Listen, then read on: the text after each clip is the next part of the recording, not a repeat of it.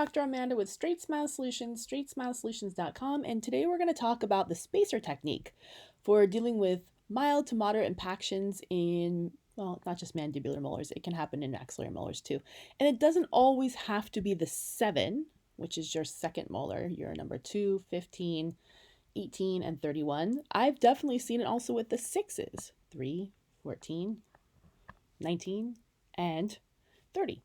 When they get hooked up on the E's, which is your A, J, K, and T. Am I getting this right? Yeah, I got it all right.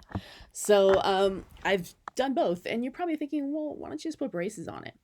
Sure, can, but I'm teaching this technique so you don't have to put braces on it. Maybe you're not ready to put braces on it yet, and you start to see one of the molars getting caught up on either a baby molar or a 6, and you're like, oh, I'm a general dentist, I'm a pediatrician, what do I do? I don't want to have to send them to get braces. The spacer technique, it's free. Well, you can buy a pack of spacers for like $10 and it's good for yours. So it's pretty much free. You don't even have to charge the patient for it. I mean, that's just a courtesy. So this is how I do it. Real easy. So obviously you need to watch my spacer video to learn how to put spacers in. So I highly recommend you practice putting spacer in on a type it on first before you put it on a human, because you're going to, especially if the patient has bad hygiene, it's going to be a bloodbath. So learn how to do it. If you want to go to watch my spacer video, you can either contact us, email us, DM us.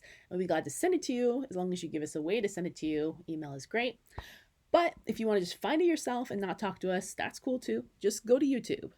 In YouTube, go to our channel. To go to our channel, you need to go up to your search bar and put in StraightSmile Solutions. It'll bring our channel in. You'll see a green banner with all kind of ortho stuff. You'll see 12 playlists on the homepage. Then go to the tiny little magnifying glass in the top right third, not in the corner, top right third.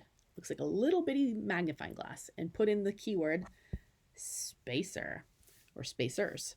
And the how to put in spacers video will come up. It's part of our digital education for braces. Anyways, it is available.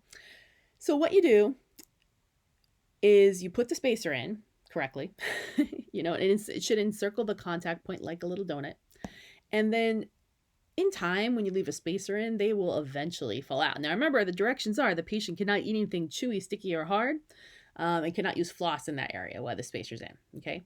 So usually I'll leave it in for a couple weeks, have the patient come back. If it hasn't fallen out, I'll pull it out. It's usually pretty loose by then. It's pretty nasty. It's covered in plaque. It stinks.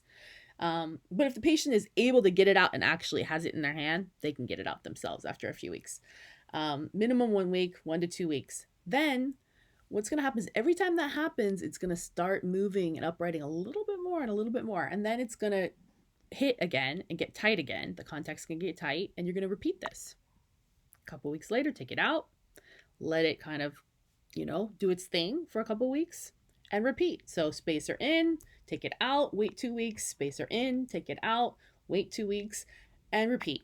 A little bit of a pain, but it really, really works well to upright those not too hard to upright second molars or first molars if you don't want to put braces on. So really easy, free, a little tedious, a lot of appointments, but hey, if you can prevent someone from really needing braces as an emergency, why not, right?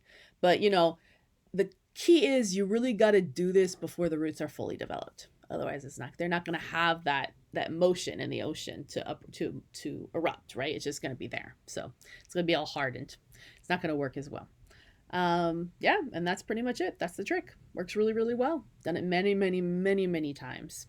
Only other clue I would give with the spacer trick is that you want to really make sure you take it out. If it somehow disappeared, keep an eye on the area, because I've seen plenty of spacers get buried in gums. They get infections, get buried under gums. I'll find them in panos. Like, whoa, how long has that spacer been there? It can get really gross, and you can get a lot of damage done to your gums and your bone if you have a spacer lodged in there. So you really need to make sure it's gone. So sometimes I'll take x-rays just to verify it's gone. And then make sure you buy the radio opaque spacers. There's ones that are translucent. There's ones that are opaque. That way you can catch it in an x-ray. All right, thanks.